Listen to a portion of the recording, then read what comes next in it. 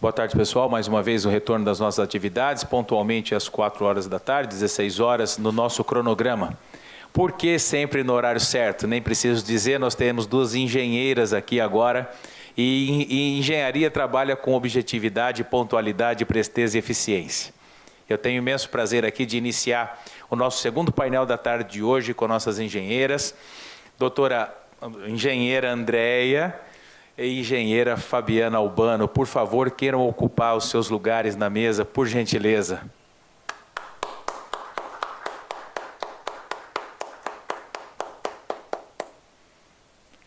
Enquanto as nossas engenheiras vão se preparando aí para os seus lugares na mesa, quero convidar a doutora Júlia Neves, também para que componha a nossa mesa de debates.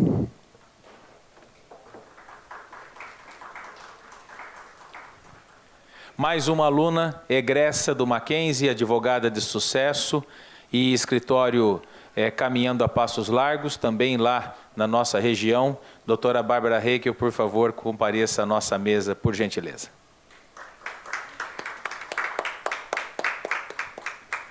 E não posso deixar de trazer aqui virtualmente a nossa professora, doutora, aqui, Gabriela Schelp. Doutora Gabriela, mais uma vez é uma honra estar contigo aqui nessa mesa, por uma infelicidade de logística, não é? Um filhote pequeno aí, não é? Os cuidados necessários aí, o suporte necessário para esses cuidados, gentilmente concedeu esse momento precioso da sua vida para que estivesse aqui online conosco para a discussão do nosso painel. Então, composta a mesa, e nada mais eu tenho a dizer aqui, senão que nós temos o privilégio de termos uma mesa de debates aqui, uma mesa de confronto de integridade e perícias, na parte de engenharia e na parte de apontamentos jurídicos, uma mesa composta só por mulheres, onde todos são criticados por não valorizarem as mulheres no seu trabalho, e a surpresa nossa do nosso evento aqui é exatamente mostrar para todo mundo que está assistindo no online, mais uma vez falando da Carta News, que deu apoio de transmissão desse evento, TV Mackenzie e apoio Jovem Pan, sobre o nosso evento, que todos os senhores e senhoras que estarão assistindo pelos canais terão a surpresa inenarrável com a postura, a presteza, a eficiência, a seriedade e a braveza dessa mesa feminina de trabalho que nos honra e nos inveja com tamanha efetividade.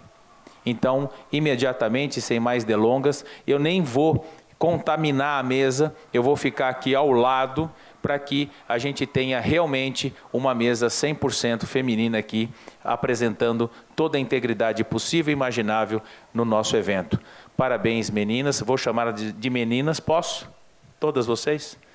Meninas, por favor, desenvolvam o trabalho que vocês quiserem, a mesa de vocês. Doutora Fabiana, doutora Andréia, vejam como vocês querem resolver, porque como engenheiras que são, a engrenagem do trabalho sempre vai dar certo. Só um detalhe, agradecendo efetivamente, lógico, não é? O nosso presidente do CREA São Paulo, Vinícius Marquesi, que está em viagem e já mandou os agradecimentos na parte da manhã pelo Dr. Valmir e na parte da tarde pelas nossas engenheiras aqui, dizendo que muito entristece ele estar com essa dificuldade de deslocamento e fará o possível ainda para ver se consegue estar conosco no dia de amanhã nos nossos eventos. Então fica aqui o agradecimento do CREA São Paulo, do IBAP, nacional também, né, que cedeu graciosamente as nossas engenheiras aqui para que pudessem desenvolver esse trabalho. Meninas, estão com a palavra. Boa tarde a todos. Gostaria de agradecer primeiramente o convite ao PTAN, ao Mackenzie, de abrir as portas para o IBAP. O IBAP, se vocês não conhecem, é o Instituto Brasileiro de Avaliações e Perícias de Engenharia. Então, eu vou começar mostrando um trabalho que a gente fez que fala sobre perícias judiciais de engenharia e arquitetura, que está disponível no nosso site para download gratuito. Então, quem se interessar, vale muito a pena. A gente vai comentando cada etapa do processo e linkando com os artigos do CPC. Então, falando em CPC... Fabiana, por favor, já ia começar a deslanchar. Bom, eu sou Fabiana Albano, engenheira civil, conselheira do CREA São Paulo, diretora do IBAP São Paulo e IBAP Nacional. Também queria agradecer o convite ao PTAN, ao Mackenzie. Para mim é uma honra poder debater engenharia com advogados e juristas, né? Esse intercâmbio entre a técnica e o jurídico eu considero enormemente, porque eu acho que é essencial para que as coisas caminhem, né, da melhor maneira possível. Eu passo de novo a palavra para a Andréia, porque, na verdade, a gente vai discursar sobre algumas coisas, mas vai ser meio que uma complementando a outra, como de costume, né, Andréia? Porque a gente sempre acaba fazendo dessa forma. Então, começando, o CPC fala que a perícia se divide em avaliação, exame e vistoria. A ABNT, que faz as normas, né, na área de engenharia, tem a lei, a norma 13.752, que fala de perícias na construção civil, que atualmente está em revisão. E ela muda o CPC e ela coloca que as perícias são divididas em avaliações, exames, vistorias, possessórias e dominiais, e agora avaliação de impactos em contratos de obra civil, também conhecido como desequilíbrio econômico-financeiro. Na verdade, assim, o nosso foco em fazer essa palestra para vocês acabou ficando com essa parte de avaliação do equilíbrio do contrato, né, que é o interesse principal aqui do evento, tratando-se de licitações e de integridade de todo o processo, né? Quando o processo chega para nós, quais são os principais motivos de uma perícia? A primeira, que é o principal que eu vejo, o contratado não quer pagar a multa, então ele quer se garantir no processo que ele não deu causa àquele atraso. Então, é um dos principais motivos. Quais são os motivos de que ocorrem isso? As intempéries, os contratos com prazo muito exíguo que não dá para cumprir, algumas vezes por problemas com terceiros, né? O projeto não foi aprovado, o projeto não está apto para execução. Eu listei aqui que a gente está acostumado a trabalhar com template e não que nem os advogados que falam super bem. Engenheiro não tem esse problema. Muitas vezes, quando tem uma licitação, não é previsto se existe aquele material que eu vou precisar naquela região. Então, isso é um outro problema que a gente tem visto. A gente também tem visto que algumas regiões não têm mão de obra especializada para aquele tipo de obra. Então, isso é um outro problema que a gente vê como os atrasos de obra.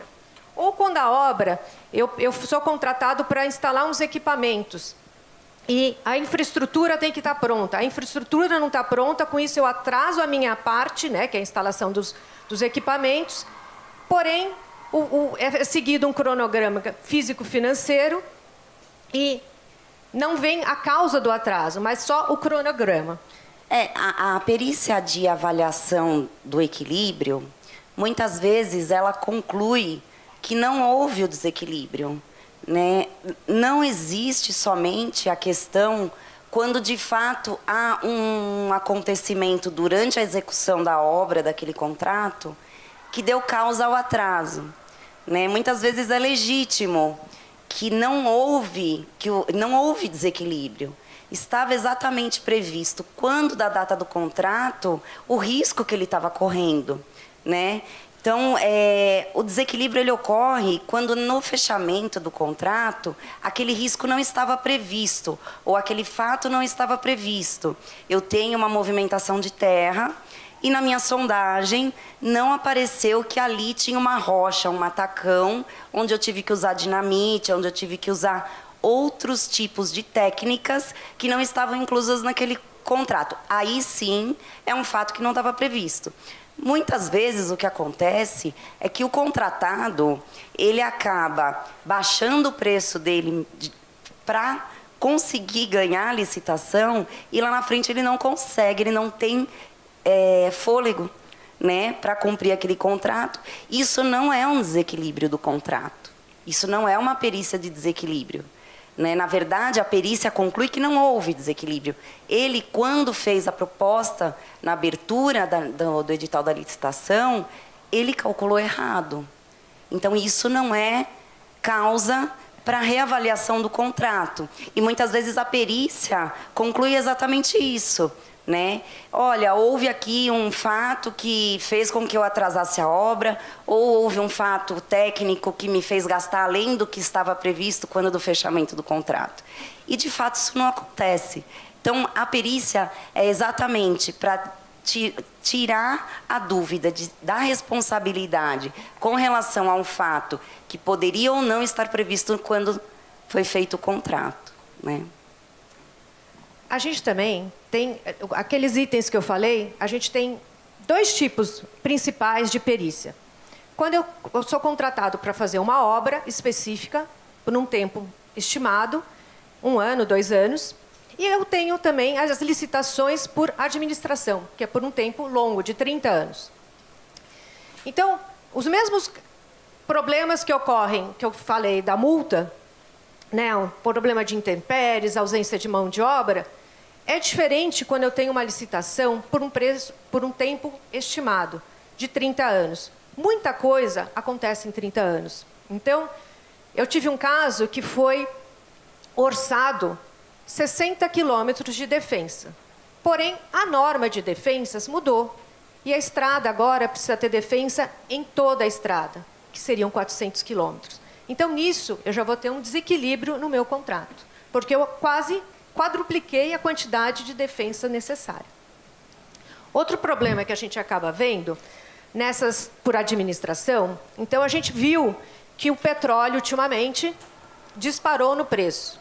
Então, quando eu tenho rodovias, que a grande mão de obra que eu vou precisar é pavimento, né? Um insumo maior é o pavimento, e eu tenho uma disparada do preço do petróleo, isso influi diretamente no pavimento, porque o pavimento é feito de petróleo. Então, isso há um desequilíbrio econômico em função que o preço do petróleo acabou não seguindo o mesmo índice de contrato, né? De reajuste de contrato.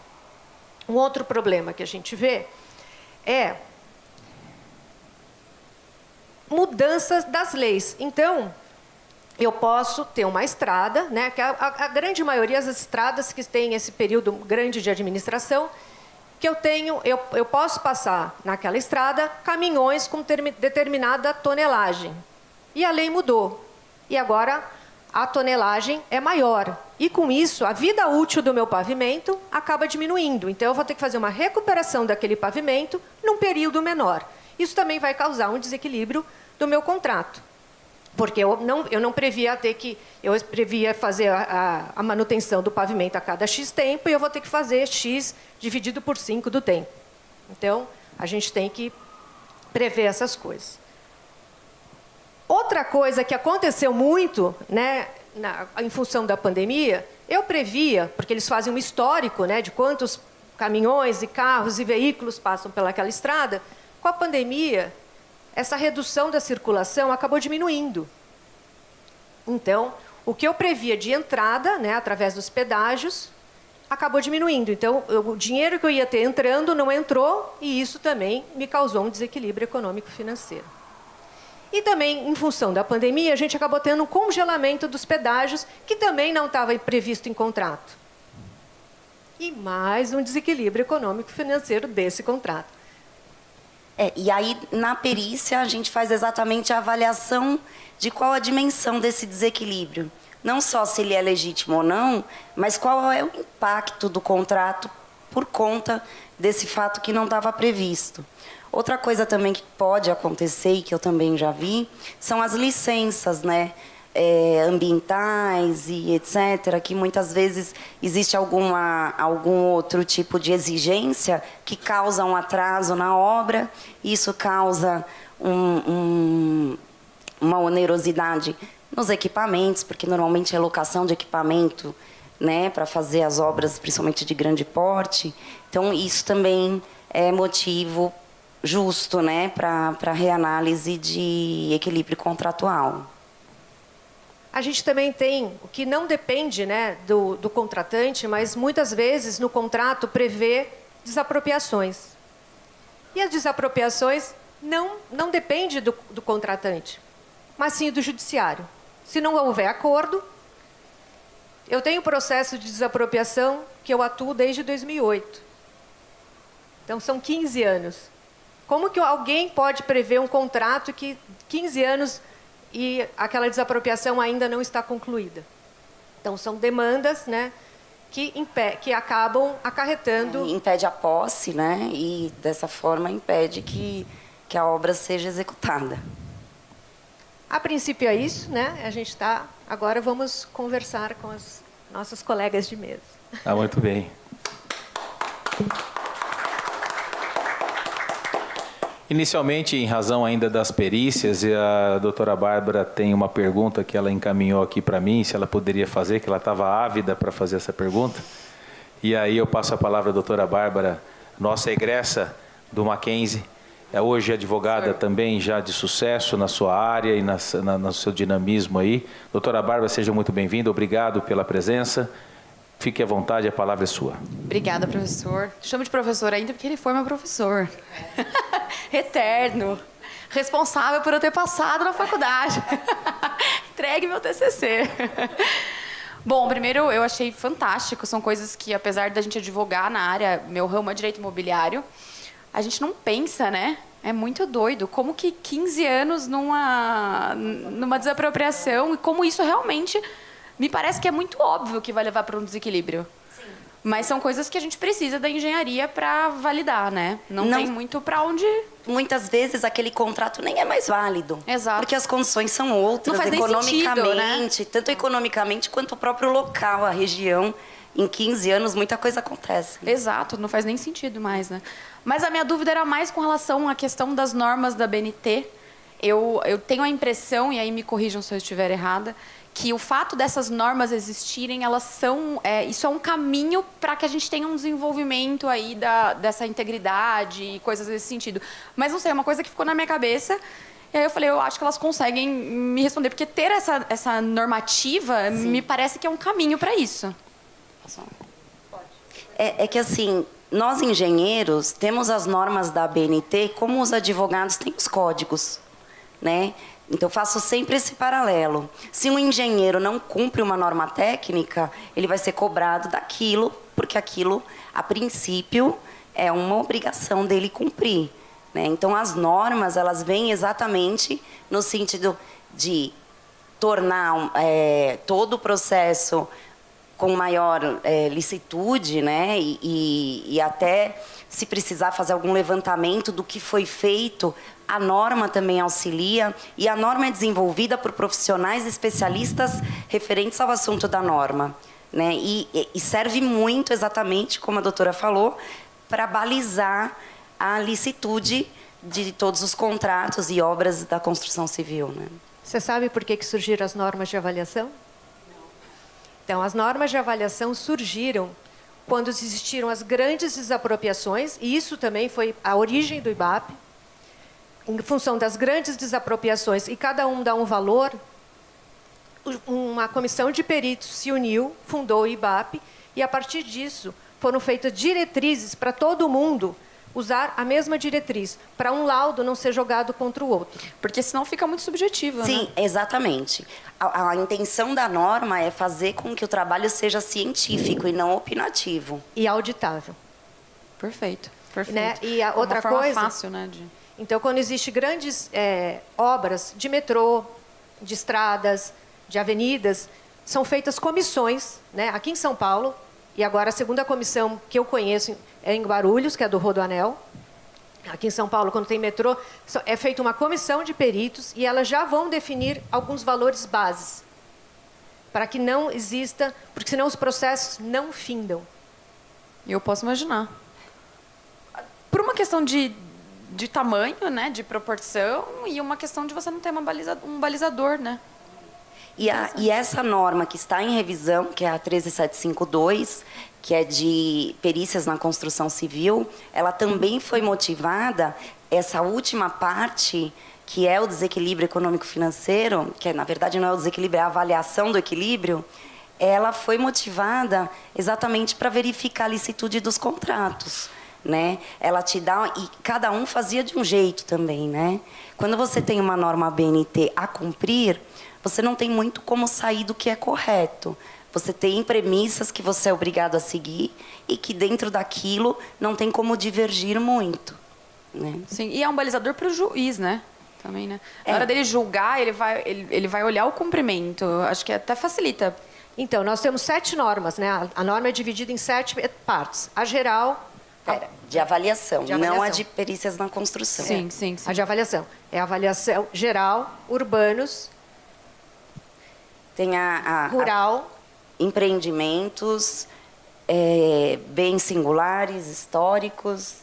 É porque ela é muito vasta, né? Ai, De mercado. Agora Ela é muito vasta, né? Ela tem que abranger todas as áreas. Ela abrange tudo. Só que ela é muito, as normas são muito genéricas. Então, o IBAP São Paulo, para o estado, para a cidade de São Paulo, ela tem uma norma que detalha para a cidade de São Paulo. Até porque cada estado tem uma realidade. Exatamente. E essas normas da BNT, elas normalmente nascem naqueles lugares onde tem os estudos a respeito daquilo, que nem a 13752, ela foi tanto secretariada quanto coordenada por peritos do IBAP. Então, assim, as pessoas que comandam essas normas são peritos reconhecidos, que já têm uma história, que já têm uma trajetória, que conhecem profundamente a matéria. Isso faz até com que o perito, que está fazendo, o engenheiro, que está fazendo aquele tipo de perícia pela primeira, segunda vez, ele tenha um roteiro. Ele não sai imaginando como que eu posso fazer uma... Porque o engenheiro, a gente é criativo, né? A gente cria metodologias que uma pode ser diferente da outra e as duas convergirem. Mas para fazer análise de licitude, de uma auditoria, você precisa ter uma metodologia única, onde todos seguem. E aí a BNT vem para resolver todo esse problema. Perfeito, perfeito. Obrigada. Muito bem. Nesse momento, lógico, eu vou agradecer aqui e fazer uma lembrança do nosso Dr. Marrei Wint, que acompanha nos seus horários, as suas possibilidades aqui, o evento sempre acompanhando desde a primeira mesa. Dr. Marrei Wint, por favor, fique abraçado e agradecido pela sua presença, respeito e carinho com o nosso projeto. E lembrar as nossas colegas engenheiras aqui que convidei outras amigas nossas, doutora Vanessa Mateus, não é?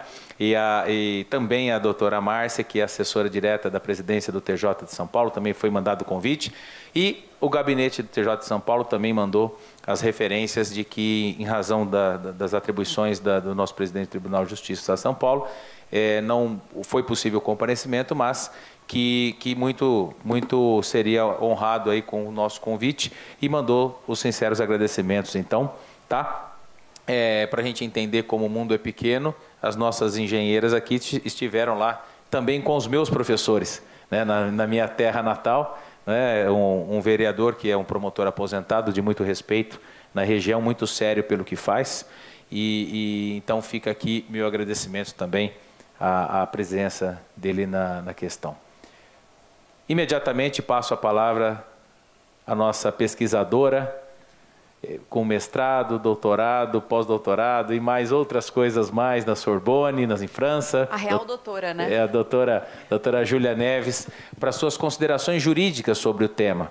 Enquanto isso, a doutora Gabriela ali prepara também as suas metralhadas de conversas e trocas de ideias, e eu prometi que eu não ia fazer nenhum apontamento em razão da mesa 100% feminina no evento de hoje. Doutora Júlia, com a palavra, seja muito bem-vinda como pesquisadora do Rio Grande do Sul, aqui para nós, direto do Mackenzie. Muito obrigado.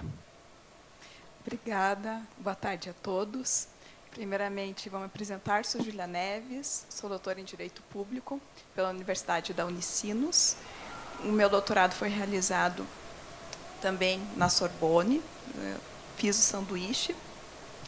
E também quero fazer alguns agradecimentos, né, primeiramente, ao convite aqui do meu querido amigo, irmão, né, professor Cadu, Carlos Nascimento.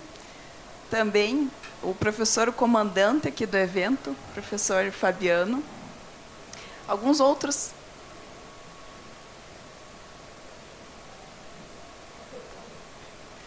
Tudo bem? Alguns outros agradecimentos também ao professor querido Felipe Querello, que serve de muita inspiração para todos nós e que sempre me incentivou na pesquisa, principalmente na área internacional. Também ele participou da minha banca, né, do doutorado, e consegui também aprovação por causa dele. Outros professores também que fizeram grande parte.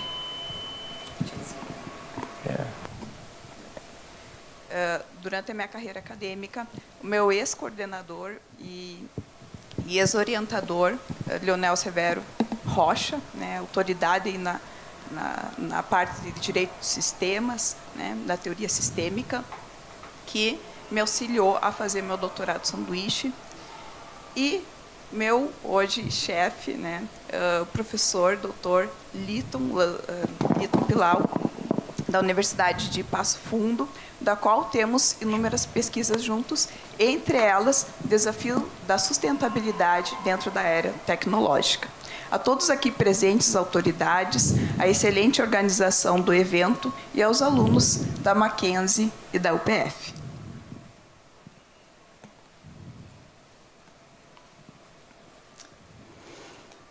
Muito também tenho a cumprimentar, né, que abrilhantaram aqui o evento, né, tanto a Andréia quanto a Fabiana, e que, inclusive, né, depois eu quero a assinatura delas, já ganhei o meu livrinho, que nos ensinaram muito a questão de ter um novo olhar técnico, né, do como realmente funciona essa contratação, sobre uma análise da engenharia. E é muito importante esclarecer esse evento, que, mesmo falando sobre a lei da licitação, 14.133, ela é muito mais que isso, né? É um olhar muito mais do que uma limitação regional, né? Ela tem um olhar transdisciplinar, porque ela analisa não só o direito, mas também temos aqui autoridades, né, que analisam a engenharia. E, assim como dizia Leonel Severo Rocha, nessa sociedade hipercomplexa, necessitamos dessas pesquisas, inclusive na área internacional, do qual aporta este evento, né, parabenizando aí a excelente organização. Outro destaque que vale refletir é que estamos passando por esses reflexos que são temporais, né? Nossas gerações futuras, com impactos sociais, com impactos ambientais, analisando a questão da sustentabilidade também dessa nova lei, né, lei de licitação. E, dentro desse aspecto, vale ressaltar alguns dos princípios da qual foram elencados, né? O princípio da economicidade, o princípio do planejamento, da transparência e também, aqui eu destaco, do desenvolvimento nacional sustentável. Por quê? Uma das características que eu gostei muito, né, é esse princípio da sustentabilidade, porque se analisa também o futuro, né? Não somente algo que acontece no momento, mas também algo analisado sobre o aspecto do direito público e como o direito público pode analisar isso, né, com olhos futuros. Relacionando todas as questões das obras, da engenharia civil, inclusive, da qual propõe, no seu artigo 45, essa questão do equilíbrio ambiental. Por isso, também sobre um outro ponto que eu acabo destacando, a questão dos próprios agentes, dos agentes públicos, eles terem uma segregação nas suas funções. Bem, e eles surgem por quê? Principalmente para diminuir as questões da corrupção. Nós sabemos do quanto foi falado a questão da Lava Jato, a questão na Itália das mãos limpas. Então, isso foi tão se discutido. Tem uma filósofa chamada Marilene Chauí, da qual ela tem conceitos, a partir de Spinoza, da importância dessa pulverização do poder, que o poder não pode ficar somente numa pessoa só. Então, ela acaba analisando uma redução desses riscos de corrupção, né, porque ele necessita que pessoas diferentes elas realizem suas funções aí de acordo para que não haja essa corrupção. Pois, se nós pensarmos, quem faz as instituições são as pessoas. Então, é um momento de que as pessoas elas têm para, além, né, do que consta na legislação, de forma que análise de forma que seja uma pessoa que tenha integralidade, mas ela também tem que ter a sua moralidade, né? Então, a questão dos objetivos dos processos licitatórios, também eu destaco alguns, como evitar a contratação do sobrepreço e com superfaturamento, né? A questão de evitar esses prejuízos públicos para que tenha uma maior organização da própria administração. E a questão de incentivar a inovação, o desenvolvimento. Até um pouquinho antes do evento, estava conversando aqui com as engenheiras e elas falaram quantas questões de inovações temos, mas que não são utilizadas na parte prática, apenas teórica. Eu realizei alguns estudos na Universidade de Harvard, de Berkeley, durante meu doutorado, e lá se nota o quanto há uma inovação tecnológica que nós ainda no Brasil não estamos adaptos a esses processos. Por isso se torna também importante esse evento, porque ele acaba analisando também algumas intervenções, né, e fazendo essa interação no âmbito internacional, para ver o que realmente nós podemos também utilizar no Brasil. Bem, outra parte que eu mais gostei, né, com relação às licitações das obras e serviços, é essa questão da engenharia no direito. Né? Por quê? Porque se nós analisarmos toda a parte ambiental, urbanística, né, no seu artigo 45, ele também acabou elencando uma excelente parte com relação dos deficientes, né, da inclusão deles, dos direitos fundamentais, dos direitos humanos, né, fazendo o quê? Fazendo que houvesse essa redução dessas mobilidades, né, que diminuíssem esses problemas dos deficientes, tanto visíveis quanto invisíveis, e aqui eu acabo destacando a questão dos próprios autistas, né, que são pessoas possuem o ato neurotípico diferente de uma pessoa normal, mas que eles são muito inteligentes. Mas, se nós analisarmos um contexto social, a própria educação ela é realizada para pessoas comuns. E o que o direito público poderia fazer para incluí-las? Então, tem que ter maior acessibilidade, sim. Outra coisa que destaco é como podemos minimizar isso. Então, com toda essa ideia de sustentabilidade, pensando numa contratação sustentável do poder público, pensando na urbanidade e no próprio cuidado que temos que ter socialmente para que todos sejam inclusos, né, eu acabo realizando um questionamento, né, qualquer uma das duas estão aptas para responder. Como que vocês podem descrever medidas que elas mitigam, né, um impacto ambiental nos serviços e obras?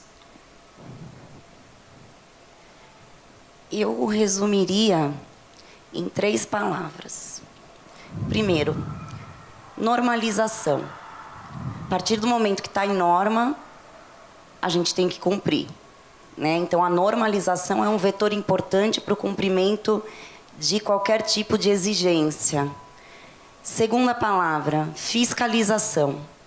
Né? A fiscalização também do poder público, né? Diante das obras, diante dos contratos. Isso é muito importante, a fiscalização. E isso é necessário porque precisamos de um aculturamento, né? Enquanto não temos esse aculturamento, a fiscalização é a única medida de, além da normalização, de tornar obrigatório o cumprimento de algumas necessidades sociais também, né? De meio ambiente, ESG, enfim.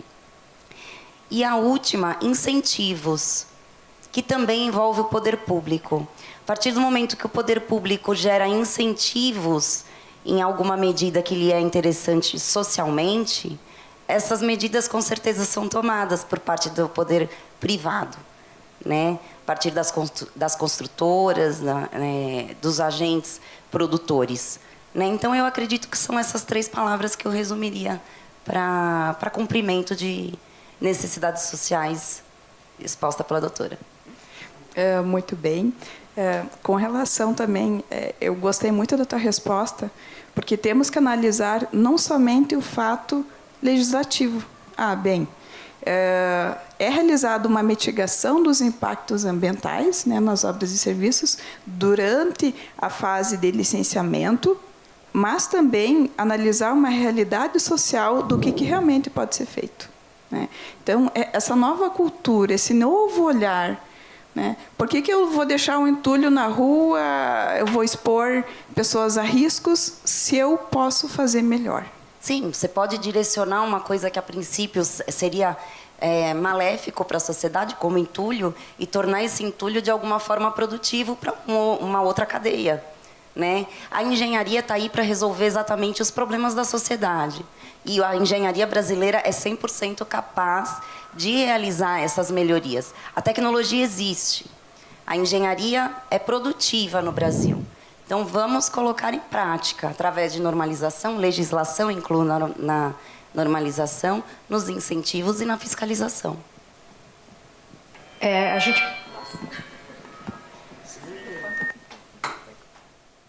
gente tem visto o reuso de alguns materiais. Então, por exemplo, o pavimento. Algumas concessionárias reutilizam o pavimento na produção de novos pavimentos. Então, isso é uma forma de minimizar os danos ambientais. Quando a gente tem grandes obras, é exigido o EIA-RIMA, né, que é o Estudo de Impacto Ambiental. Então, quando tem estradas, grandes shoppings, né, depende de onde ele está sendo construído, mas a gente sempre tem o estudo de impacto ambiental. E nas obras pequenas, que são os edifícios, não existe um estudo anterior, mas os prédios agora estão sendo construídos, projetados para ser suficientes e sustentáveis, né? Então, com reaproveitamento de água, o lixo ser já dividido. Então, a engenharia vem avançando nessas tecnologias. E a questão também da acessibilidade, ela é muito tratada na BNT, né? A partir de uma cobrança da sociedade, é que eu sou conselheira adjunta também da BNT, e aí, a partir de uma cobrança da sociedade, ou de um pedido até do poder público na BNT, se desenvolve uma norma. Isso vem sendo acelerado, né? A questão de acessibilidade, questões do meio ambiente. Então, eu acredito que a gente está caminhando sempre para melhoria, sim, dentro do nosso setor. Muito bem. É que o problema pois não? é só um ponto. O problema é que é a mesma coisa do direito, né? Primeiro vem os problemas e depois a gente precisa colocar norma para resolver isso, né? É natural. A gente só tem uma alteração de um zoneamento ou alguma coisa nesse sentido, né? Puxando para minha área aí e para de vocês, obviamente. Se você começa a ter demanda naquela área, então é natural, né? Eu moro num prédio que não tem nenhuma acessibilidade, nem tem como fazer. Porque não passa, não consegue, não dá para adequar. Então, tem que seguir, não tem muito o que ser acontece feito. muito mesmo. Mas as adaptações, muitas vezes, elas são exigidas e não podem ser cumpridas, não por inviabilidade da engenharia, mas por inviabilidade de condições. Exatamente. Né? Mas que os projetos que vêm sendo feitos após uma normalização, eles seguem e atendem, senão não são aprovados. Perfeito. E aí vem a fiscalização, além do aculturamento e Perfeito, etc. perfeito. Para garantir, né, a aplicabilidade. Maravilha. Pois não, Júlia? Não, só colocar o último item. Ela falou a questão do prédio dela. Reside aqui em São Paulo? Campinas. Campinas. Mas não vamos muito longe dos próprios setores públicos sem acessibilidade. A gente está falando do direito público e nos setores públicos não tem acessibilidade. Isso não é em um lugar, é em vários lugares, inclusive com servidores com deficiência, pela obrigatoriedade. Tem um provérbio que eu gosto muito que diz assim: nós que somos muito formamos um corpo e cada membro ele está ligado. Então, toda essa questão dessa consciência de que é necessário, que é importante, e que estamos colocando essa sementinha, né, acaba se tornando tão relevante para a nossa sociedade. Então, mais uma vez, agradecer a palestra de vocês, do qual aprendi muito hoje. Obrigada. Muito bem. Imediatamente agora eu vou passar a palavra à doutora Gabriela Schelp, que já está com mais uma cara de vingança aqui, não é? Ah lá. Doutora Gabriela, deixamos você aí no online, né, pelas circunstâncias aí do aparelhamento e das circunstâncias da realidade de vida. Passo a palavra a você para os seus apontamentos, para as suas considerações, pela sua exposição. E depois da sua exposição, pode lançar as perguntas que desejar para as nossas palestrantes aqui, para as nossas engenheiras, para alguém da mesa que seja necessário. Doutora Gabriela, está com a palavra. Boa tarde a todos os presentes. Inicialmente, eu queria agradecer imensamente, né, o convite feito pelo Dr. Fabiano e todo um movimento que teve, feito tanto pelo PTAN quanto pelo CADU, que mora no meu coração, para que eu tentasse estar aí com vocês, mas infelizmente as circunstâncias da vida não me permitiram estar aí, mas logo a gente vai ter outras oportunidades e vamos estar todos reunidos. Mas eu queria também parabenizar as engenheiras, né, a Andréia e a Fabiana pelo trabalho, pela exposição, pela dedicação. Não é fácil essa parte de perícia, lidar com o conflito, porque a perícia normalmente chega no momento de conflito. Ela não vem no momento em que está tudo certo e a gente só quer confirmar as coisas. Não, é quando alguém está desagradado e precisa trazer a perícia para dirimir algum conflito. Então, parabéns por trabalhar nessa área tão necessária. A doutora Júlia, a doutora Bárbara também, pelas exposições, pelas perguntas extremamente relevantes. Eu queria trazer um pouco o enfoque dos municípios, que é tão a minha realidade. A gente lida nos municípios, com vereadores no municípios. Eu sou professora do CEAP, que é o Centro de Estudos da Administração Pública. Nós lidamos principalmente com os poderes executivos, os poderes legislativos dos municípios, então, com a realidade fiscalizatória dos vereadores e toda a dificuldade que eles enfrentam nisso e que os próprios municípios enfrentam em executar determinadas atividades adequadamente. É claro que a gente aqui tem uma exposição, uma visão de São Paulo, de grandes cidades, com muita estrutura, com muitas normativas, mas a realidade dos municípios em geral no Brasil é total falta de estrutura, né? Total falta de conhecimento, de mão de obra. Então, o que nós vemos nas licitações normalmente não é nada além do caos, né? É extremamente complicado. E aí, quando a gente vem com uma nova lei de licitações, com todo um programa de integridade, isso é extremamente importante porque a integridade é um requisito essencial para o aumento da confiança da sociedade para com o Estado, né? Então, a gente tem naturalmente uma desconfiança muito grande do poder público.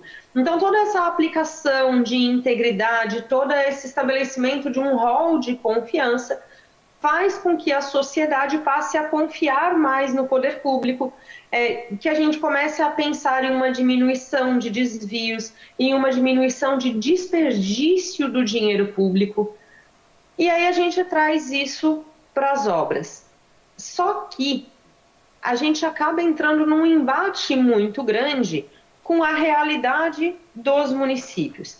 Então, enquanto estava aqui se falando da perícia, né, dos problemas nos contratos, do que é situação previsível e do que não é uma situação previsível, eu lembro que os próprios projetos que são lançados nas licitações de obras, eles são extremamente carentes. Nós temos projetos de obras extremamente deficientes.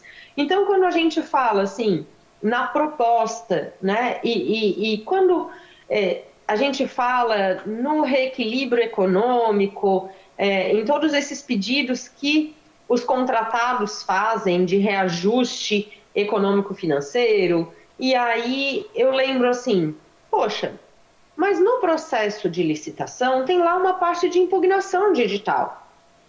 E em nenhum momento essas empresas contratadas, ao fazer, essas empresas licitantes, ao fazer as suas propostas de licitação, por que elas não analisaram que tinha um erro no projeto e impugnaram a licitação lá atrás? E aí sim, inclusive com a possibilidade de contratação de uma perícia para demonstrar o erro no projeto. E aí dizer, olha, não tem como eu fazer um orçamento de um projeto que vai ter problema lá na frente.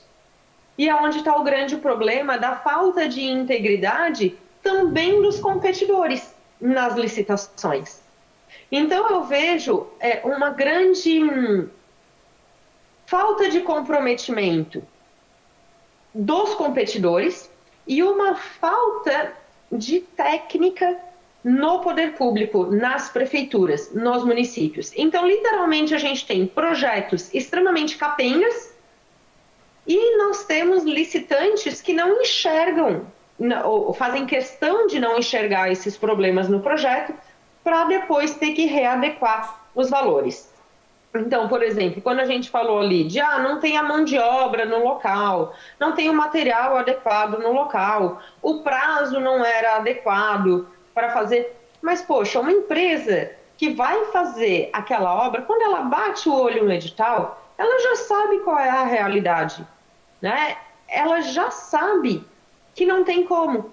Então, ao invés de deixar estourar, ganhar a licitação, começar a obra, e aí dizer, olha, não tem como fazer desse jeito, a gente vai ter que fazer, vai ter que reequilibrar esse contrato, e aí ter que chamar uma perícia para tentar dirimir esse problema, e essa perícia dizer, não, isso era previsível lá atrás, a administração também teria que ter previsto. E aí, onde até conversando com o Geronasso, a gente que está aí com vocês e que palestrou hoje de manhã, a gente estava falando sobre a nova lei de licitações, falar sobre a matriz de risco. E eu estava falando assim para ele, mas a matriz de risco é justamente para prever, né, antever todos esses riscos, essas possibilidades de desajustes futuros no contrato. Aí eu disse para ele, mas Geronasso, essa matriz de risco ela é extremamente complexa de fazer, né? E os municípios não têm mão de obra qualificada. E aí, trazendo para a perícia,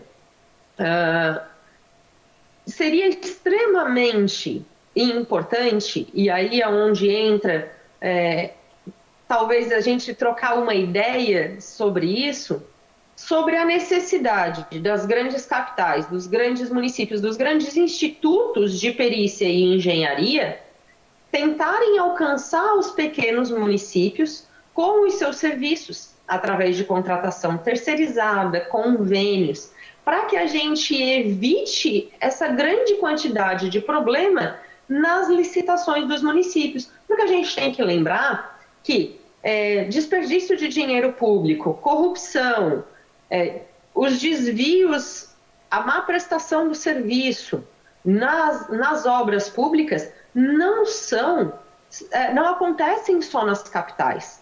Elas acontecem, e muito, nas cidades pequenas. É claro que com valores completamente diferentes. E aí, talvez por isso, não chame tanta atenção dos órgãos fiscalizatórios.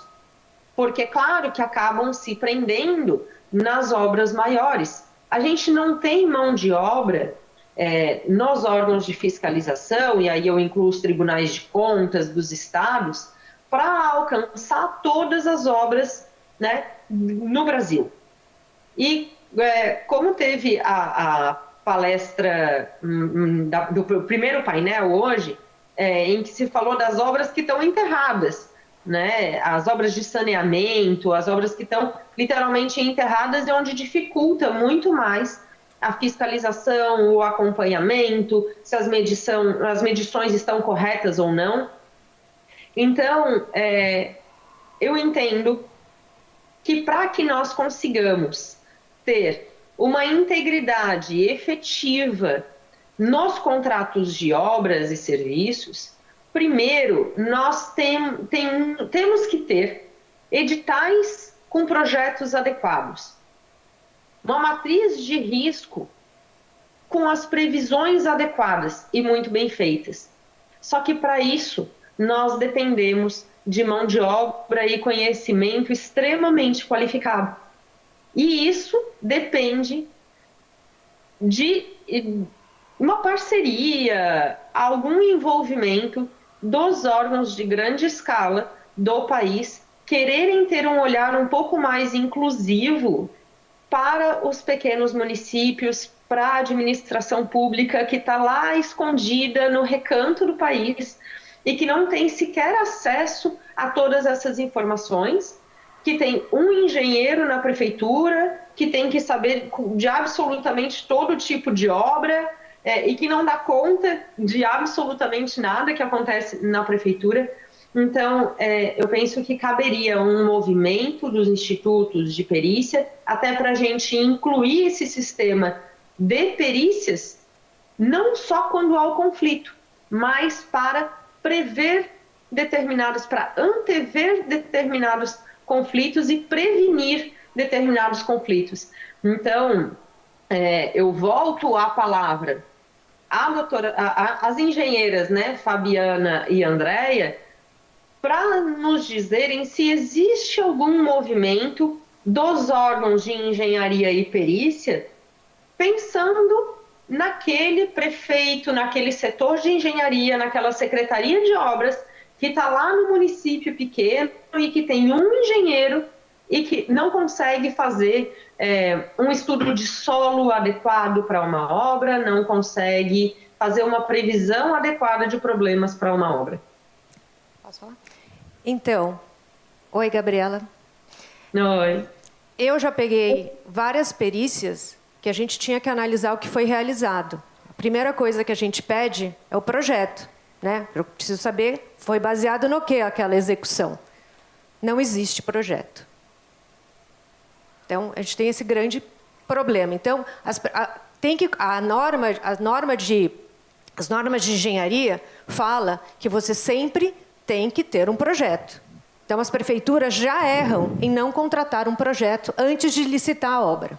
Ou ela pode licitar juntamente, né? Parte jurídica, não estou aqui para analisar. Mas para eu executar qualquer tipo de obra, eu preciso de um projeto. O primeiro erro está aí. Quando chega para a perícia, o diário de obra ou o livro de ordem não é mais obrigatório. Porém, tanto para quem contrata quanto para quem executa, o livro de ordem é uma garantia de que naquele momento está acontecendo isso. Eu tenho material, eu não tenho mão de obra, então, para mim, isso é de suma importância. O Tribunal de Contas do município até assinou um acordo com o CREA São Paulo, até como o do Estado e do município, os dois assinaram recentemente o contrato com o CREA, informando a importância, até para eles fiscalizarem as obras, da importância do diário de obra e do livro de ordem. Então, a prefeitura não tem condições, mas ela tem que seguir as normas e contratar primeiramente um projeto e depois contratar a execução, ou as duas coisas numa só. Boa tarde, doutora Amanda. Gabriela, desculpa. Eu fiquei muito feliz com tudo que a senhora falou, porque o que a senhora falou é exatamente o ponto que os engenheiros tentam ressaltar diante de toda a comunidade jurídica e política. Teve uma parte que a senhora falou, falta técnica. Falta técnica, essa é a questão, né? Quando existe um edital, tem que ter um projeto executivo detalhado, né? Não adianta falar, eu quero construir uma ponte com um vão de 50 metros. Gente, projeto executivo detalhado, para que aquilo seja apresentado de uma forma também detalhada, né?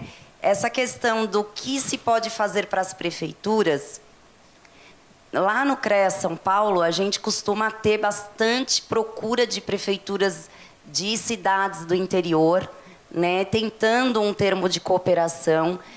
Na maioria das vezes, pelo menos que eu vejo, eu sou conselheira do CREA São Paulo, essas prefeituras são atendidas, né? Mas eu acho que o ponto principal de faltar técnica é também um paralelo com a falta de valorização profissional da engenharia, né? Quando você fala que você precisa de um projeto, que você precisa contratar um engenheiro, as pessoas veem isso como um custo, como uma burocracia. E vem sendo cultivado isso de forma que o engenheiro emitir uma RT passa a ser um problema, quando, na verdade, ele evita o problema, né? O fato das pessoas olharem para a contratação de um profissional habilitado e qualificado não é uma burocracia, né? Existe aí um movimento para a diminuição das questões burocráticas, que eu sou também 100% favorável, mas não, a gente não pode perder a segurança técnica, né? A segurança técnica é de extrema relevância. Eu não preciso contratar um profissional que seja registrado no Conselho de Engenharia, não quero a RT, e a pessoa acha que está economizando com isso, quando, na verdade, ela está se expondo a um risco gigante, né? A senhora falou, uma matriz de risco. Quem que vai fazer essa matriz de risco? É o engenheiro que tem que estar lá fazendo essa matriz de risco, não é um advogado, não é nenhuma outra profissão, senão um engenheiro qualificado para fazer aquele serviço. Então, a falta de técnica, a falta de profissional habilitado nas prefeituras, de valorização profissional do engenheiro, causa todos esses problemas que a senhora falou. E eu queria muito que toda a classe jurídica e política tivesse vossa lucidez, né? Que não precisasse nós estarmos aqui discutindo isso. Mas eu vejo com bons olhos, doutor Fabiano, esse tipo de palestra, esse tipo de evento, quem busca a integridade tem que buscar a qualificação técnica. Não existe integridade se você não tem, dentro da construção civil, o engenheiro civil. Um responsável, uma pessoa habilitada que estudou para aquilo, não desmerecendo os advogados, nem a classe política, que são muito necessários, mas não podemos esquecer da valorização profissional do engenheiro e de todo o leque de know-how e conhecimento que esse profissional tem para agregar dentro de todo esse cenário, né? Só lembra quando cai, né? Sim. Só lembra quando cai, não tem um diário de obra, na hora de entrar numa ação judicial você não consegue comprovar nada. É aquela coisa, vamos evitar aquele papo de isso é burocracia. Nem sempre é burocracia. Nós perdemos garantias, né? Nós perdemos segurança técnica e inclusive jurídica. E o quanto a gente vê, né, de acerta uma RT e você não sabe nem quem é, a pessoa nem acompanhou a obra, né? Então, é muito sério isso. A gente faz um acompanhamento. Os advogados têm um papel de falar isso para os clientes. Então, os meus clientes, construtoras, incorporadoras, a gente tem que fazer esse papel, né? Cadê a engenharia? Cadê os técnicos para isso? Até para a gente ter uma forma de comprovação depois no futuro. Sim, não é o fato de você querer pedir uma RT. A RT não é um documento que você precisa anexar. A RT, ela vem acompanhada de um profissional que tem que ser exigido, que seja feito o acompanhamento desse profissional e não um protocolo burocrático de uma assinatura e o pagamento de uma taxa. Perfeito. Muito bem. Doutora Gabriela? E a questão toda, por exemplo, quando a gente fala dessa questão documental, né, do próprio projeto lá na licitação, da falta da valorização do profissional de engenharia, a gente também tem que falar da ausência do profissional de engenharia, né? Se nós falarmos aí de municípios com 2.000 habitantes, em que a gente não tem efetivamente nenhum engenheiro qualificado, e se fizéssemos um concurso, por exemplo, numa secretaria, num município desse, dificilmente viria um profissional realmente qualificado por um salário, né, que uma prefeitura dessa iria oferecer para morar lá no fim do mundo, a não ser que fosse um ponto turístico maravilhoso, em que realmente tivesse atrativos reais, mas dificilmente a gente vai ter uma mão de obra efetivamente qualificada dentro desse município. E aí a gente fala de uma RT, de uma medição, de um diário de obra, que fica na mão de quem está interessado, normalmente, em lucrar mais. E aí onde entram todos os conluios, todos os desvios, a fraude dos diários de obra, as medições incorretas, né, os registros todos indevidos. Por quê? Porque se nós tivéssemos profissionais efetivamente comprometidos e qualificados, e um sistema mais, né, um sistema fiscalizatório eficiente e punitivo, efetivamente punitivo, tudo isso iria mudar. Porque quando, infelizmente, no nosso sistema, as pessoas funcionam através do medo e da punição. Então, quando a gente vê aí notícias, Brasil afora, de pontes que caíram e que mataram tantas pessoas, né? Morreram tantas pessoas nesse acidente, a gente vê que isso resulta em muito pouco ou quase nada em quesitos de punibilidade. E se nós analisarmos uma cadeia de culpados nisso, a gente chega lá no projeto inicial feito pela prefeitura, né? Porque a prefeitura tem o seu próprio órgão de fiscalização, então ela não tem um engenheiro qualificado para fazer um projeto para o edital. Nós temos uma empresa que tem pouco ou qualquer interesse, porque o interesse dela está meramente no lucro, né? Então ela tem pouco ou quase nada de interesse em fazer aquilo efetivamente funcionar, então ela vai fazer funcionar minimamente para poder ter os seus devidos lucros, ou quanto mais lucro, melhor. E aí nós temos um setor de fiscalização também extremamente deficiente, porque muitas vezes na prefeitura nós temos um engenheiro só. Então, provavelmente o que deveria fiscalizar foi o mesmo que fez o projeto, e ele não vai colocar o dedo na própria ferida, né? Então, é toda uma cadeia de erros e de problemas que nós temos que leva a termos tantos problemas e obras tão deficientes no nosso país.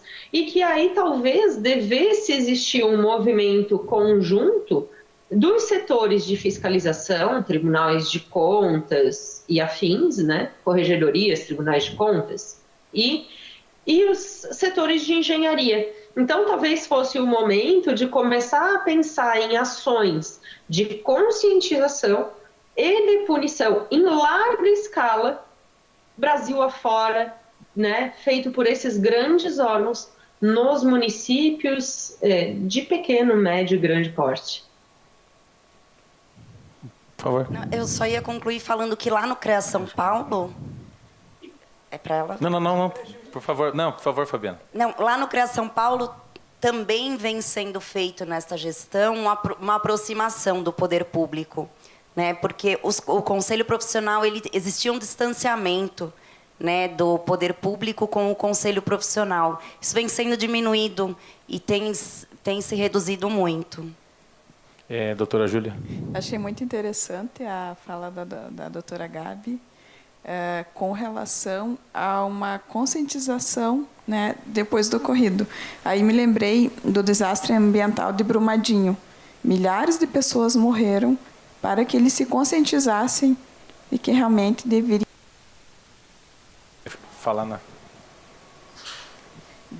ter realizado uma análise de engenharia, ter realizado a perícia. Então, para que não ocasionem tantas mortes e só depois haja consciência. Sim, a questão até para haver uma aculturação da própria punibilidade, né, da própria fiscalização. É triste, mas é a realidade. Sim. Em relação a esse fato, né, eu responder, Fabiana, trazer a consideração. Em relação a isso, só quero trazer aqui, mais uma vez, em relação ao nosso projeto, essas discussões com o CREA e IBAP, os nossos pesquisadores, a segunda fase do nosso projeto já vai incluir a inserção do CREA, não é? O convite está sendo feito aqui formalmente gravado, mas o convite já foi feito pessoalmente à doutora André e à doutora Fabiana, para que componham a segunda fase do projeto, porque a parte técnica de engenharia é fundamental para o desenvolvimento não só da engenharia de software, mas também a engenharia material de apontamentos e indicadores, de vetores, de pontos de tensão nessa linha. E só para revelar mais um fator aqui, é só uma constatação, nesse trabalho a ser desenvolvido, elas são modestas, mas eu não vou deixar que elas apaguem o trabalho que elas fizeram. Eu acompanhei fazendo um curso com Vinícius Marquesi, de Compliance e Governança Corporativa para todos os diretores do CREA de São Paulo, numa oportunidade que ele me chamou lá, depois de já ter participado de eventos que as nossas engenheiras organizaram para discussão exata das questões referentes aos apontadores e elementos de perícia que fomentaram a norma da BNT. Eu acompanhei pessoalmente, elas sabem disso, eu acompanhei junto com o Vinícius, com ela, com o Valmir, exatamente a construção dessa norma da BNT. E quando eu observei a norma da BNT, eu falei assim, mas escuta, meninas, essa norma da BNT é exatamente o que nós precisamos como pontapé inicial de engenharia para a discussão de integridade, que foi a pergunta que a Bárbara fez. Então, não sejam modestas. Mencionem o trabalho que vocês fizeram, de pegar o carro, o avião, o ônibus, seja lá o que for, de ter ido para Brasília, fomentar exatamente os aspectos técnicos na BNT para viabilizar a perícia como íntegra, objetiva e coerente por parte da engenharia e não deixar as avaliações na mão simplesmente de elementos subjetivos, desde uma desapropriação, indicadores de obras, fiscalização de obras, execução de obras e tudo mais. Então, só deixando claro aqui que as nossas meninas do CREA, do IBAP, junto com o Dr. Vinícius também, o presidente do CREA atual, e mesmo que ele não esteja na presidência, é o nosso engenheiro que participou também de todo esse cenário, Dr. Valmir, que vão estar na segunda fase do nosso projeto. Por isso, essa briga, essa discussão e esse debate aqui interessante na nossa mesa. Doutora Gabriela, mais algum apontamento? Então, eu acho que na nossa segunda fase do projeto aí, que a gente tem criações de produtos, a gente já tem que começar a pensar no desenvolvimento de um produto em parceria com o CREA e em parceria com as associações de municípios dos estados brasileiros, para tentar, e com as universidades também, para tentar levar esse serviço de perícia e engenharia apropriado, qualificado e efetivo para todos os municípios do nosso país, né? Para a gente conseguir tentar melhorar minimamente a qualidade. Eu acho que se melhorarmos minimamente, já estamos melhorando muito a qualidade das nossas obras. Então, acho que temos um grande movimento aí para fazer pela frente. Então, vamos lá. Eu quero ver agora o nosso perguntador aqui, o nosso professor Vinícius, passar um apertado perante as meninas aqui. Meninas, apavorem nas respostas. Vamos lá, professor Vinícius, aquela pergunta que o professor fazer aqui para elas, para que a gente possa ver os esclarecimentos. Estou com medo, não vou negar. Boa tarde. Bom, primeiro, aproveitando a fala da doutora Gabriela, vou dar uma sugestão, então. Já que você quer um produto que vincule o CREA, por que não fazer um manual de como fazer matriz de risco? Que é um dos grandes problemas que vocês bem colocaram, a doutora Gabriela colocou, e hoje de manhã a gente falou sobre isso. Quem vai fazer matriz de risco? Eu concordo 100%, tem que ser um engenheiro. Mas eu concordo 100% que a Gabriela falou, não tem engenheiro. Que receba o que merece receber lá na ponta para fazer. Por que não?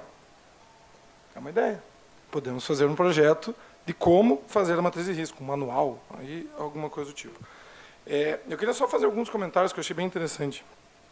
Sobre a desapropriação que você tinha comentado. A nova lei trouxe uma vantagem muito grande. A nova lei põe a desapropriação como preferencial agora. Quando é um órgão, uma contratação pública, ela entra na fila preferencial. Não vi na prática ainda, não sei se está funcionando. Até porque tem poucos órgãos que colocaram. Mas na prática, imagino que vai melhorar essa situação. E quando vocês colocaram que a proximidade junto com as prefeituras, que eu vejo, quando a Gabriela fala, eu vejo no dia a dia, eu trabalho numa universidade, e só um comentário, na minha universidade, não chego na minha sala, um cadeirante não entra. porque não pode fazer acessibilidade. Na universidade pública, federal, não entra. Na minha sala já não entra. Primeiro andar, tá? Não estou no 20º andar, estou no primeiro. Quando fala de aproximação, eu fiz a implementação da lei no CREA de Minas. E lá a gente fez uma situação que a gente trouxe principalmente os engenheiros que estão lá na ponta fazendo a fiscalização, para capacitá-los, para ajudar o município. Porque eu vejo que, além da fiscalização, que é um dever do CREA, tem que ter esse auxílio, esse ensino, essa parceria junto. Senão, a gente vai vira um cabo de guerra. Um puxa de um lado, outro puxa do outro. Quando a gente fala, além da matriz de risco, a matriz de risco foi agora, quando a Gabriela sugeriu, eu pensei, eu ia falar outras coisas, mas já está decidido que vamos fazer isso. Mas a gente fala na contratação do falta de projetos péssimos, já peguei isso dentro da universidade. A gente tem hoje a situação de contratar tudo isso via inexigibilidade.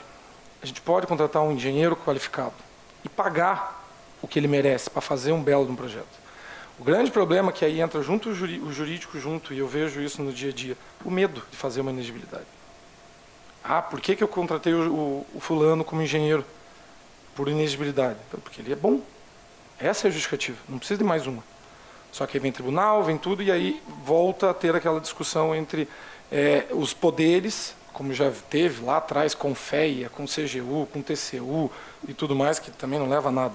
Mas falta essa união de fazer. Concordo plenamente, fazer um projeto.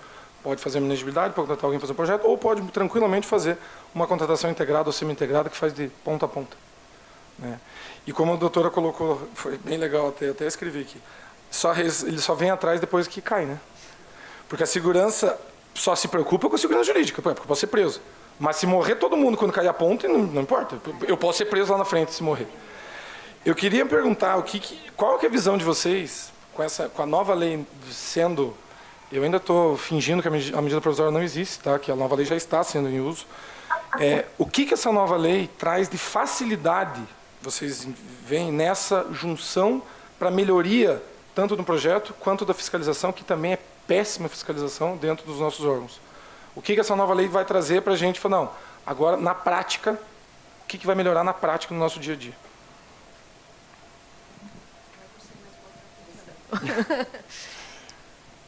Então, tem que ver se a lei pega, né? Começa por aí. Já pegou, em alguns lugares já pegou. Então, eu acho que antes da matriz de risco, até os juízes da Fazenda Pública, eles tinham montado uma comissão para fazer uma norma da Cajufa, não sei se todo mundo sabe, Centro de Apoio aos Juízes da Fazenda Pública, onde ocorrem as ações, né, quando tem ação desse tipo, é lá que corre. Eles tinham formado uma comissão para fazer uma norma. Então, a gente primeiro tem que ter o básico. Não adianta falar em matriz de risco se eu não tenho o projeto. Então, eu acho que a gente tinha que fazer o básico. O que tem que ter, no mínimo, para ter uma licitação? Né? Então, eu não vou falar parte jurídica na melhoria, porque eu não tenho esse embasamento jurídico, eu tenho técnico. Então, no meu ver, para que funcione, eu tenho que ter elementos mínimos. Eu tenho que ter um responsável técnico pelo projeto, o projeto estrutural, de fundação, estudo do solo. Né? Eu tenho que ter um mínimo de documentos para que eu possa licitar. Uhum. Em licitando, o responsável pela obra, e assim nós vamos ter uma segurança técnica e jurídica. Então, a lei de licitação, no meu ver, tinha que ter um mínimo da parte técnica. A jurídica eu acho que está excelente, mas a técnica eu acho que tinha que ter alguns elementos. Licitação tem um calcanhar muito frágil, que é exatamente o que o senhor colocou. Os bons cobram mais caro. E na licitação, infelizmente, muitas vezes, lógico, não generalizando, mas muitas vezes a pessoa joga mesmo, a empresa, o valor baixo para pegar a obra. Né? Então, o que o senhor falou é 100% verdadeiro. Né? Os bons não vão baixar o preço, porque eles têm que ser remunerados a contento. Né? A gente vê muitos editais de contratação de engenheiros pelo mesmo salário de profissionais de grau de ensino médio. Sim. Né? Então, isso realmente é a questão que eu falei, da valorização profissional. O que o senhor falou de poder exigir que seja esse. Por que esse? Porque ele é bom. Eu acho muito difícil isso acontecer em licitações. Na nova lei agora está lindo que pode fazer, por isso que eu sou favorável à nova Então, lei. eu ainda tenho um pé atrás com isso, porque eu não sei se isso vai pegar. Pega. Porque eu sou uma pessoa realista. E eu torço muito para que o lado jurídico, estou falando como engenheira, não tenho conhecimento dos doutores aqui, mas eu vejo como engenheira que a técnica ela fica muito exposta quando não tem esse tipo de pensamento. Vamos contratar esse porque ele é bom. E esse cara que fala que ele é bom vai responder por ele ser bom, de fato. Então, ele vai ter que pesquisar se de fato esse cara é bom. Porque se der algum problema, ele vai ter que se responsabilizar, né? E vai ter que procurar certidão de acervo técnico, vai procurar outros documentos que atestem que de fato ele é bom. Só uma observação, não vou atrapalhar essa discussão rica aqui. É só um cenário que é interessante a gente saber, que é a discussão do direito com a engenharia. Só para lembrar isso, porque a fala da doutora Fabiana nesse momento agora representa exatamente a sistemática cartesiana de absorção de comportamentos, ação e reação, resultado. Então, acertei, doutora Fabiana? Sim, porque... A preocupação com o resultado. E nós, da área jurídica, dizendo, de repente, puxa vida, vamos analisar a melhor forma de tentar achar o objetivo, de repente, modulando. E essa palavra modular para a engenharia, muitas vezes não funciona. E essa conversa dialética que é rica na nossa discussão, desculpa a intervenção. Imagina, eu acho que é de fato isso, né? Quando você fala que vai deixar a critério do contratante escolher um cara porque ele é bom, a gente já começa a falar, putz, é o amigo. É a brecha, né? Mas sabe? aí... Desculpa, eu sou engenheira, eu estou falando aqui a realidade do mercado. Sim, eu né? estou fazendo a ponte, porque eu também não sou da área do direito. Eu sou da área de administração e sou gestor público na área de licitação. Então, eu faço a ponte entre a técnica e o jurídico. E eu fico tentando muito fazer isso aqui, encaixar. E eu, quando a doutora colocou ali, precisa de um documento técnico. A gente falou hoje de manhã, a nova lei de licitação traz obrigatoriamente que tem que ser feito um estudo técnico preliminar, antes de qualquer coisa. Então, lá vai ter que ser feito isso. Volta no que a doutora Gabriela falou. Não temos técnica, não temos pessoas técnicas para fazer. Mas a gente consegue, a nova lei traz. Falta, e eu vejo, por isso que eu quis questionar exatamente o que eu queria escutar a resposta da área técnica. E eu concordo com vocês, tá? Eu não estou aqui jamais para discordar. Eu concordo com o que vocês estão falando, que é o problema, sim, mas é o medo do gestor. O problema, foi o que eu falei hoje de manhã na minha palestra. O gestor tem a discricionalidade, mas o medo dele é maior que qualquer outra coisa. Mas a partir do momento que você começa a exigir, de fato, provas de que ele é habilitado e capacitado para realizar, e o gestor vai querer, de fato, que o que ele está contratando seja efetivo e de qualidade, vai pagar mais. Ele vai cobrar mais. Em consequência, os técnicos vão atrás de se qualificar e não simplesmente, eu faço licitação. Mas aí doutora, fica perfeito. Exatamente. Porque... Chegamos no problema principal, exato, na verdade. É muito melhor eu pagar o que o engenheiro merece para fazer um belo projeto do que depois eu ficar remendando estrada, remendando obras, remendando hospital e gente morrendo por um acidente. Melhor contratar um responsável capacitado e habilitado antes do que ter que contratar uma perícia de um profissional habilitado e capacitado depois. Não quero acabar com as peritas, né? Se acabar com o trabalho das peritas, não dá, né? Obrigado, viu? Para as nossas meninas da mesa, algum outro questionamento, alguma fala, alguma conclusão? Podemos tecer algumas conclusões? Podemos? Por favor, engenheira Andréia. E aí eu vou coordenando aqui, a gente vai... Agradeço novamente. Mas a primeira conclusão é que eu deixei de responder a doutora Gabriela. Não, por favor, então responda. Responda, né? Porque dá ansiedade isso. A quem ela falou que o engenheiro poderia cobrar das prefeituras, mas eu acho que esse papel é do MP, não é? Estou aqui presente. Exatamente. Então, ficou faltando essa fala. Não estou escapando disso. Mas né, eu acho que, além dos advogados, o Ministério Público entrou em atuação agora. E o nosso projeto. Principalmente pelo nosso projeto. Essa é a questão. Porque até no Ministério Público, aproveitando levantar a questão, no próprio Ministério Público, os nossos colegas promotores sabem muito bem que as áreas e as matérias são separadas em muitos locais. Então, o promotor criminal não atua no patrimônio público, que não atua no consumidor, que não atua em outro cenário. E aí, imagine só, um ligar para o outro e falar assim, vamos trabalhar em conjunto? Aí vem a resposta, mas ninguém gostaria de trabalhar. Não é? Então, é lógico que é uma brincadeira, nós estamos aqui suando a camisa para isso, mas a grande dificuldade é uma dificuldade material. Então, qual foi a conversão que eu fiz, minha amiga Andréia? Como professor pesquisador, eu consigo aglutinar vocês de braços abertos. Essa é a questão. Ótimo. Então, assim, a minha conclusão é a importância do projeto, a importância do diário de obra, a importância do responsável pela obra, do as-built, né, que é aquilo, a conclusão da obra, alguma alteração, e a mais importante de todas, que a gente não falou sobre isso, a manutenção. Né?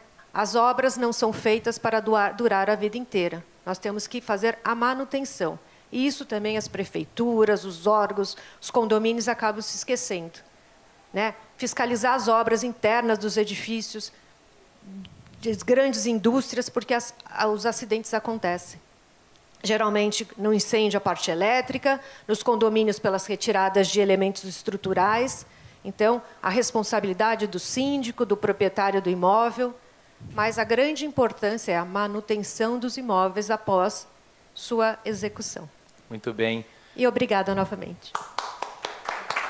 Engenheira Fabiana, suas considerações finais. Eu quero agradecer, porque eu cheguei bem tensa, né? Porque somos aqui peixes fora d'água, estamos aqui nos expondo para colaborar sempre da melhor forma. A gente vem com a expectativa de poder colaborar, sem a certeza de que isso de fato se acontece. Aconteceu, sim. Eu agradeço muito a oportunidade de trazer a técnica para vocês e agradeço o seu interesse em trazer a técnica, porque aí é o casamento perfeito, não é verdade? O que a Andréia falou também, assina embaixo, a manutenção de grandes obras, né? Que a gente chama de obras de arte, pontes, viadutos, túneis, é essencial. Não adianta ter um projeto maravilhoso, uma execução de obra maravilhosa, se não é realizada a manutenção daquela obra ao final, durante as inspeções anuais, bianuais e manutenções e etc. Enfim, reconheço aqui a necessidade de projetos como esse, né? Tanto com relação a esse casamento da técnica com o jurídico, quanto com relação à integridade dos processos, a preocupação com o erário público, né, com toda essa questão da integridade. E eu acho que esse é o caminho. São pesquisas e trabalhos como esse que vão enriquecer e trazer melhorias, que vão fazer com que esse país progrida e que, no final das contas, tenhamos feito o nosso trabalho. Obrigada. Doutora Bárbara, as considerações finais. Bom, além de agradecer, obviamente, que todo mundo já fez, eu acho excelente essas discussões, eu acho que é isso que leva a gente para frente e trazer essa importância. É muito bom, né? Porque a gente fala isso no nosso escritório e as pessoas não levam a sério. Então, é muito bom a gente ter... Nós levamos a sério, por isso que nós estamos aqui. Sim, e é muito bom porque a gente vê o lado do empreendedor que muitas vezes não pensa nas consequências do... E ali, eu não posso fazer nada de errado, senão eu vou matar alguém. Não necessariamente pensam, tá? Aí vem o advogado e fala, ô amigão. Exato. Mas é isso. Achei excelente. Muito obrigada, professor. Doutora Júlia, suas considerações finais. Parabenizar, né? Que brilhantaram que o nosso evento, as engenheiras, também a mesa, todos que estão compondo. Olha só a importância de um olhar multidisciplinar, né? Olhar algo sobre várias facetas, várias formas de observação, não só a questão do jurídico, mas também a questão da técnica, como realmente ela acontece. Então, analisando esses fatos, é como enriqueceu o evento hoje. Porque muitos se preocupam com a questão da segurança jurídica. né? Mas não pensam a questão, né, da segurança da obra, numa segurança futura, né? Mas é algo que está acontecendo agora e não um olhar para o futuro. Então, achei muito interessante as considerações de vocês. Mais uma vez, parabenizar o evento, Dr. PTA, Dr. Cadu, parabéns. Doutora Gabriela, à distância e resolvendo todas as suas pendências, suas considerações finais.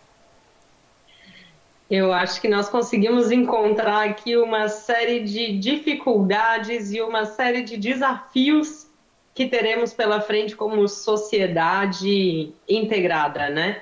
Como a gente percebe cada vez mais a necessidade de todos trabalharmos juntos com um objetivo afim. Então, essa integração entre a técnica, o jurídico, os órgãos como um todo, isso é lindo, é fundamental e é uma evolução impressionante. Então, eu acho que a gente chega à conclusão de que estamos a caminho da conscientização pela cooperação, né? Pela necessidade da integridade e que isso só acontece com o apoio e comprometimento de absolutamente todos os membros da sociedade, seja ela técnica, seja ela jurídica, seja ela sociedade civil. E quanto mais a gente tem o envolvimento e a proatividade pela integridade, nós temos um afastamento da politicagem, que é o que impede a evolução técnica e a evolução social. Então, quanto mais nós temos o aumento da integridade, nós temos a diminuição da politicagem, e isso nos mostra uma sociedade comprometida, nos traz para menos corrupção, para mais valorização, né, dos personagens sociais, então, dos profissionais, do cidadão, né, do usuário do serviço público, do prestador de serviço e do próprio servidor público, porque nós temos muitos servidores bons que acabam pagando pela falta de orçamento, pela falta de estrutura, pelo excesso de politicagem, né, e pela falta de comprometimento. Então, o que a gente viu aqui hoje foi lindo, foi uma vontade de todo mundo trabalhar junto em prol de algo melhor e maior, né? Então, temos muito trabalho pela frente aí, inclusive o MP, que não vai poder fugir dessa história, não, senhor Fabiano? Então, vamos juntos trabalhar por algo muito maior e muito melhor. Por isso, doutora Gabriela, que nesse momento agora, confessando aqui um problema que o Afonso estava com medo de vir até a mesa das nossas meninas aqui, ele falou assim, olha, transmita o recado à doutora Gabriela, que diante da sua ausência física, mas a presença digital, que ele traz todos os sinceros agradecimentos e apreço, porque já trabalham juntos no CEAP, junto com o professor Vinícius, desenvolvendo lá com o Luiz Paulo, não é? Um grande trabalho nesse desenvolvimento, no projeto que o Afonso tem também há tempos, o que você tem a ver com a corrupção, não é? Então ele já quis externar aqui, já me mandou aqui a mensagem, com medo da mesa, 100% feminina, mas transmitindo a você então esse agradecimento pela sua dedicação e seu empenho junto a esse mar de dificuldades que é a licitação. Então, ficou transmitido, professor Afonso, espero que a contento, não à sua altura, mas da medida que a gente pode, os agradecimentos à professora Gabriela. Nesse momento, eu quero passar a palavra ao professor Cadu, que ele vai ficar designado aqui para fazer o fechamento e o encerramento do nosso evento dessa parte da tarde de hoje, com a única observação que eu consegui cumprir a missão que eu prometi para ele, que eu ia fazer uma mesa 100% feminina hoje, sem ficar atrapalhando o trabalho de ninguém. Muito obrigado.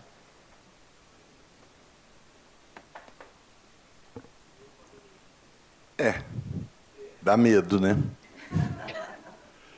Quando a gente se depara com tantas mulheres tão competentes, é difícil falar.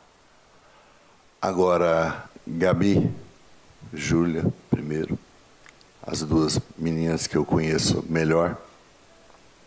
Obrigado pela participação de vocês. As demais meninas convidadas pelo PTA, obrigado. Eu, assim como o nosso colega aqui, eu já trabalhei muito tempo com licitação.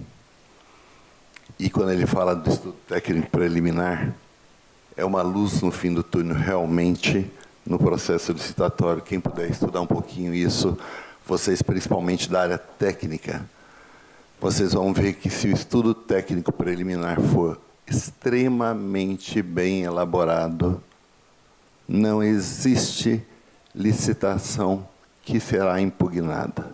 Correto, Gabi? Então, hoje a gente viu aqui, como disse o PTA, sabiamente, o entrelaçamento do direito, da engenharia, da técnica, da prática. Eu sou advogado por formação, fui servidor público, tive, ao longo de alguns anos, 24 funções públicas, dentre elas, presidente da CPL. Então, passava uma quantia razoável de dinheiro na minha mão. O meu fiscal está sentado ali, o meu promotor de justiça do patrimônio público do município de Uberaba, Dr. Zé Carlos.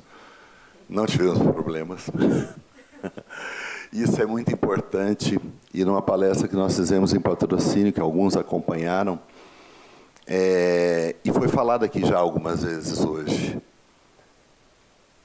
quando a gente mexe com tal do dinheiro público, a gente não está mexendo com qualquer dinheiro.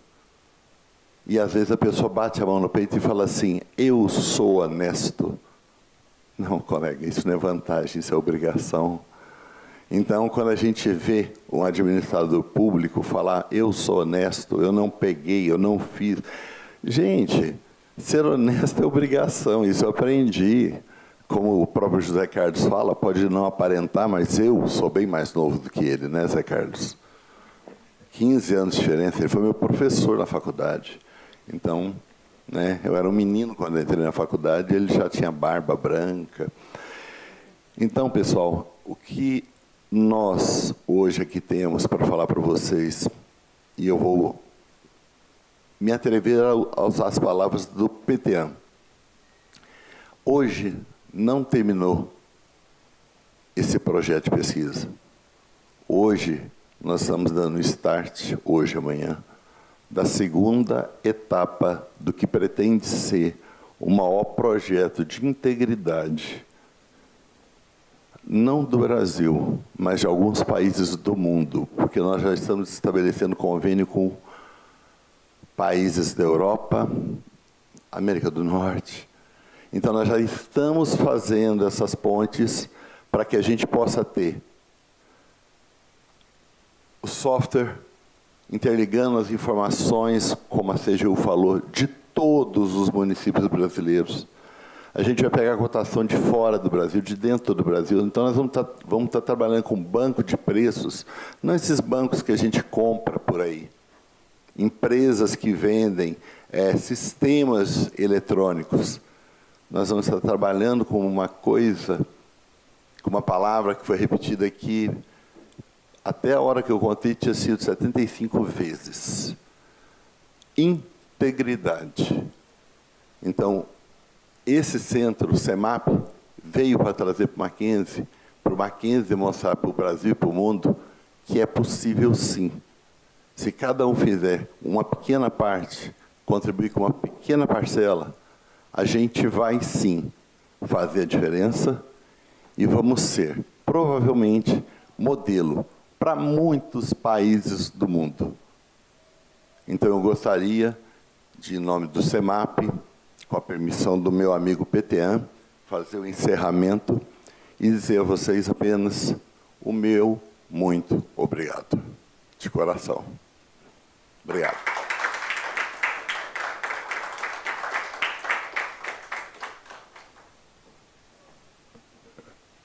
Cadu, não tenho o que dizer a você, meu amigo. Nesse momento, claro, declaro papel oficialmente falado. O encerramento da nossa segunda etapa, com as 2 mesas da parte da tarde de hoje, agradecendo a TV Mackenzie mais uma vez pelo seu empenho, carinho e instituição, agradecendo o canal R7 no seu cartão de visita, .r7.com, o nosso jornalista Zacarias, que sempre também contribuiu com esse projeto e vem acompanhando esse projeto desde o começo. Amanhã, só um spoiler, para quem ainda está com uma vontadinha, mas nós teremos os professores estrangeiros. Professor espanhol, Dr. Pedro Nevado, coordenação de Grupo de Governança Corporativa Global, Salamanca. Como é espanhol e já vive com o Afonso, então vai ser tranquila a conversa com ele. Ele está bem aportuguesado, não é? Na parte da tarde nós teremos 2 autoridades, uma de integridade e corrupção, a professora Suza Ackerman, para quem estuda sobre integridade e corrupção, é uma referência importantíssima. E ao final, o professor Chuba Ghosh, no segundo painel da tarde de amanhã. Essas duas palestras, essas 2 apresentações terão tradução simultânea no inglês, tá? Então amanhã, na parte da tarde, nós teremos então a tradução simultânea. Não se preocupem, quem está em casa, vai assistir pelo YouTube, vai ter a tradução simultânea, graças à equipe nossa do Mackenzie, agradecendo mais uma vez então a finalização desse dia, a nossa Stephanie, a professora Cássia, que está resolvendo questões administrativas também, a TV Mackenzie, os nossos funcionários, que com muita dedicação fazem aqui a viabilização do evento, ao pessoal da técnica, ao Henrique, que estava aqui dando todo o suporte também, nosso pesquisador do projeto, e a vocês, meninas, que deram um show aqui hoje e mostraram muito bem a competência e a capacidade que possuem. Muito obrigado, declaro encerrada a sessão, um abraço a todos e até amanhã.